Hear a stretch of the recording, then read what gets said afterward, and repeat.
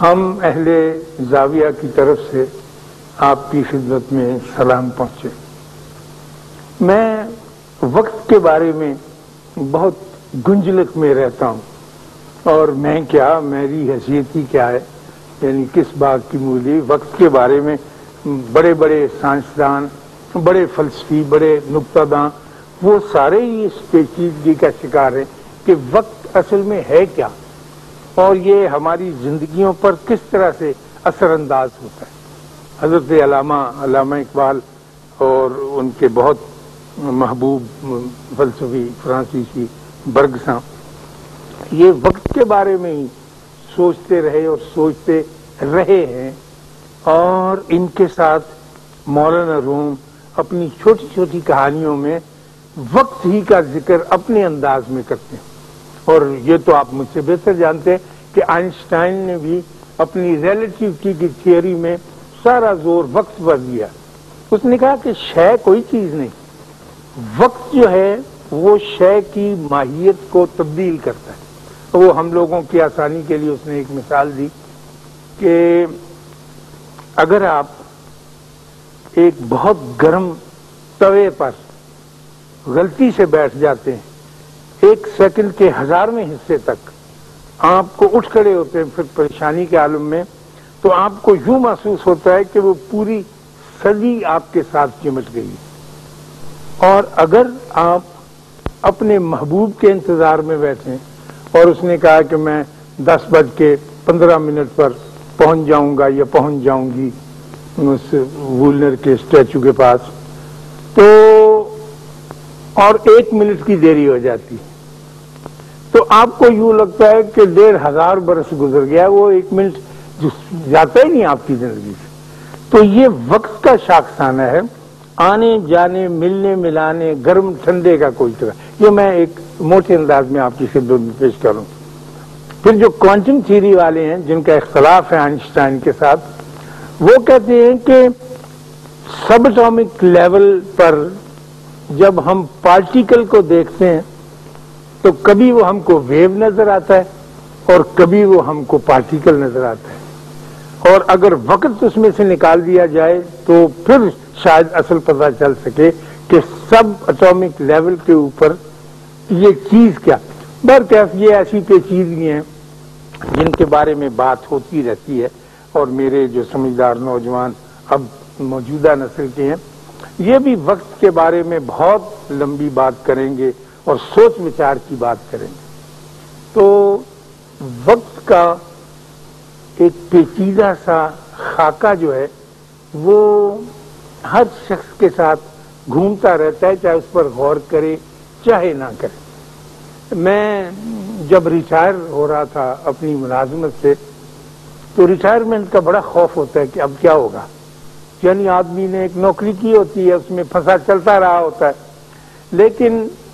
آخر میں آ کے کچھ لوگ تو تیاری کر لیتے ہیں کہ میں ری ایمپلائمنٹ لوں گا، ایک پھانسی سے نکلوں گا، دوسری پھانسی انشاءاللہ تیار ہوگی، اس میں اپنا سر دے دوں گا اور پھر آخرت کا سفر کر جاؤں گا۔ کچھ کہتے ہیں کہ نہیں، اب میں ریٹائر ہونا ہی چاہتا ہوں۔ جب میں ریٹائر ہونے کے قریب تھا تو مجھ پر بھی وہ خوف طاری ہوا جو ریٹائر ہونے والے لوگوں پر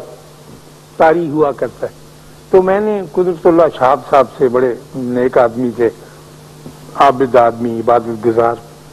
اور پرانے ICS آفیسر، میں نے ان سے پوچھا کہ سر میں ریٹائر ہونے والا ہوں تو میں کیا کروں؟ انہوں نے کہا ریٹائر ہونے کا جو خوف ہوتا ہے اس کا سب سے بڑا دباؤ آپ کی ذات پر یہ پڑتا ہے کہ پھر لوگ آپ پر توجہ نہیں دیتے، یعنی اپنا وقت آپ کو نہیں دیتے، آپ ان کے وقت کے آغوش سے نکل جاتے ہیں۔ پھر آپ کلب کی ممبرشپ اختیار کرتے ہیں، گولف کھیلنے لگتے ہیں، زور لگاتے ہیں نئے دوست بنے تو ان کے ساتھ کوئی تعلق قائم ہوتا ہے۔ تو وہ انہوں نے کہنے لگے اس کا آسان سا نسخہ یہ ہے ہم متوسط درجے کے لوگوں کا کہ آپ مسجد میں جا کر نماز پڑھنے لگیں۔ میں نے کہا اس کا کیا تعلق، یعنی میرا ریٹائرمنٹ کا اور نماز پڑھنے کا؟ میں نے تو کبھی نماز پڑھی نہیں تھی، لیکن خیر انہوں نے فرمایا تو میں نے کہا جی پڑھ لوں گا۔ خیر کہنے لگے نہیں، مسجد میں جا کر۔ تو جب میں ریٹائر ہوا اور میں نے سوچا کہ انہوں نے کہا ہے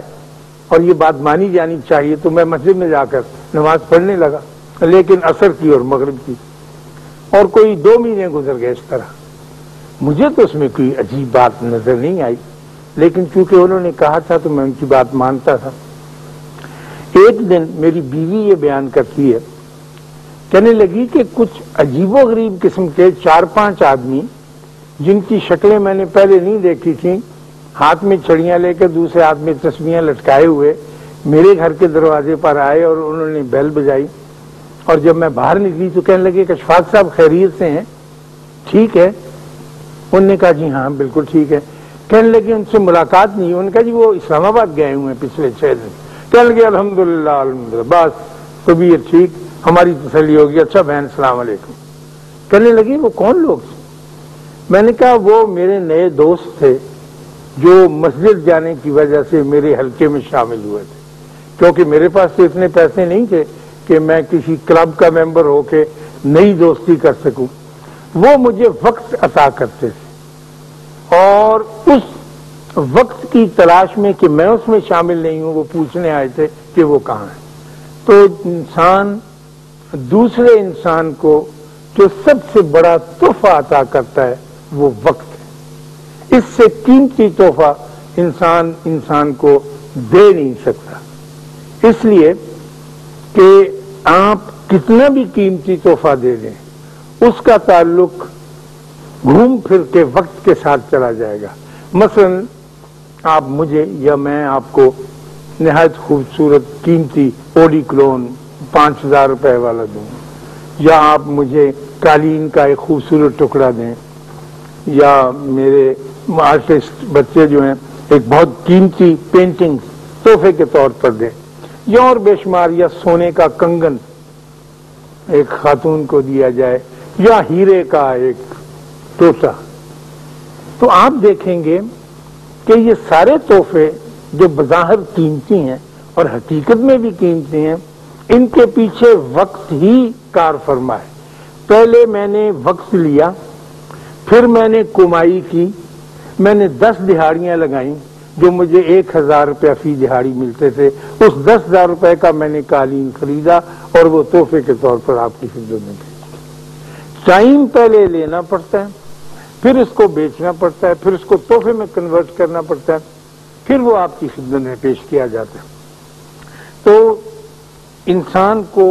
دینے کے لیے سب سے اعلیٰ درجے کا تحفہ آپ کا اپنا وقت ہے جو اسے دیتے ہیں۔ اکثر یہ ہو جاتا ہے،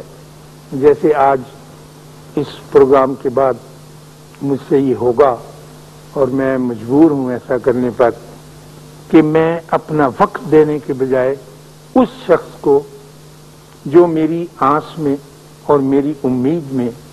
ہسپتال کے ایک وارڈ میں موجود ہے، میں پھولوں کا ایک گلدستہ بھیج دوں گا، اور وہ اس گلدستے کی آس میں نہیں ہوگا، وہ میرے وجود، میرے لمس، میرے ٹچ کے لیے انتظار کر رہا ہوگا کہ وہ آئے اور میں اس سے بیٹھ کر کچھ باتیں کروں۔ ڈاکٹر اس کی بہت غور و پرداخت کر رہے ہیں، نرسیں اس پر پوری توجہ دے رہی ہیں، اور اس کے گھر کے لوگ بھی ظاہر ہے اس کے ساتھ بہت اچھا برتاؤ کر رہے ہیں کیونکہ وہ بیمار ہے، لیکن ایک خاص کرسی پر اسے میرا انتظار ہے، اور میں اس کے پاس اپنے وقت کا تحفہ لے کر ہی جا سکوں۔ اور وقت، خواتین و حضرات، ایک ایسی انویسٹمنٹ ہے، انویسٹمنٹ کا ترجمہ اتنا اچھا نہیں، سرمایہ کاری ہے، ایک ایسی سرمایہ کاری ہے جو باہمی اشتراک رکھتی ہے۔ میں آپ کو اپنا وقت دیتا ہوں، ہمارے بابے کہتے ہیں، تو وہ سننے والا اور آپ سے ملاقات کرنے والا اور آپ کے قریب رہنے والا آپ کو اپنا وقت دیتا ہے۔ یہ ریسیپروکیٹ کرتے ہم ایک دوسرے کو، ہم باہمی ایک دوسرے کے ساتھ التفات اور محبت کا یہ رشتہ یوں ہے چلتا رہتا۔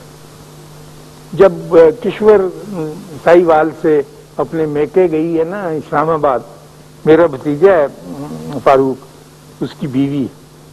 تو وہ سائیوال میں تھا انکم ٹیکس آفیسر، اچھا ذہین لڑکا، آپ کی طرح سے اس نے CSS کیا اور وہ لگا انکم ٹیکس کے محکمے میں. تو اس نے کشور نے جاتے ہوئے، پڑھی لکھی لڑکی، ذہین آج کل کی ہمارے گورنمنٹ کالج کی NCA کی جیسی ذہین لڑکیاں ہوتی ہیں، اس نے جاتے ہوئے کاغذ پہ لکھا کہ یہ تمہارے لیے اشارت نامہ ہے، انسٹرکشن پیپر ہے کہ دھوبی کو 300 روپے دے دینا، دودھ والا ہر روز 1 سیر دودھ لاتا ہے، اس کو کاٹ کے 1.25 سیر کر دینا، اور بلی کا قیمہ جو ہے یہ میں نے رکھا ہوا ہے ڈیپ فریز میں، اور پڑیاں بنا دی ہیں اس کی، اس کے اوپر ڈیٹیں بھی لکھنی ہیں،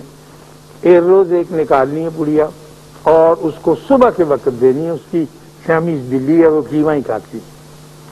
اور 2-3 اور انسٹرکشن انہوں نے لکھی کہ مالی جب آئے تو اس سے کہنے کہ فلاں پودے کو کاٹ دے اور فلاں پودے کو زندہ کر دے اور فلاں کی جان مار دے، جو بھی کسی نے لکھنا تھا یہ کسی اور لکھ کے کر گئی. اور اس نے کہا کہ ساری چیزیں ایمانداری سے اور توجہ کے ساتھ ٹک کرتے جانا کہ یہ کام ہو گیا. جب وہ 1 مہینے کے بعد لوٹ کے آئی اور اس نے کاغذ دیکھا اور اس کے بیوٹیفل خاوند نے ساری چیزوں کو ٹک کیا ہوا تھا کہ دھوبی کے پیسے دے دیے، اور گوالے سے جو کہا تھا دودھ کتنا کاٹنا ہے کاٹ دیا، مالی سے وہ بھی ٹک کرتی. تو اور اس نے آخر میں یہ لکھا تھا ساری چیزیں لکھنے کے بعد، اور مجھ سے محبت کرنا نہیں بھولنا. تو جب ساری چیزیں اس نے دیکھی ٹک ہوئی ہوئی ہیں اور آخری ٹک نہیں ہوئی تو اس نے رونا سیاپا شروع کر دیا کہ مجھے یہ بتاؤ کہ تم نے باقی کی چیزیں تو ڈیوٹی فلی کی ہیں، یہ ٹک کیوں نہیں کی؟ تو اس نے کہا کہ پیاری بیوی جان، یہ تو میں ٹک کر نہیں سکتا تھا کیونکہ یہ تو کنٹینیوس پروسیس ہے، محبت کا عمل تو کہیں رکتا نہیں ہے، محبت گوالے کا دودھ نہیں ہے یا اخبار والے کا بل نہیں ہے، اس کو میں کیسے ٹھیک کر سکتا تھا؟ یہ تو انویسٹمنٹ میرے تیرے درمیان یہ تو چلتی رہے گی، یہ کاغذ ایسا ہی رہے گا، تم 100 بار مجھے لکھ کے دے جاؤ، 1000 بار میں ہر آئٹم کو ٹک کروں گا، لیکن یہ معاملہ تو ویسے ہی چلتا رہے گا جیسے ہمارے. تو یہ ایک انویسٹمنٹ ہے وقت کی. جب آپ وقت دیتے ہیں پلیز اللہ کے واسطے اس بات کو یاد رکھیے. بظاہر یہ بات بڑی سیدھی سی اور خشک سی نظر آتی ہے، لیکن آپ کو اپنا وقت دینا ہے، چاہے تھوڑا ہو، بے حد تھوڑا ہو، اور چاہے یہ کہیں کہ بڑی زندگی مصروف ہو گئی، واقعی زندگی مصروف ہو گئی، واقعی اس کے تقاضے بڑے ہو گئے ہیں. لیکن جب انسان کے ساتھ رشتے کے اندر داخل ہوتا ہے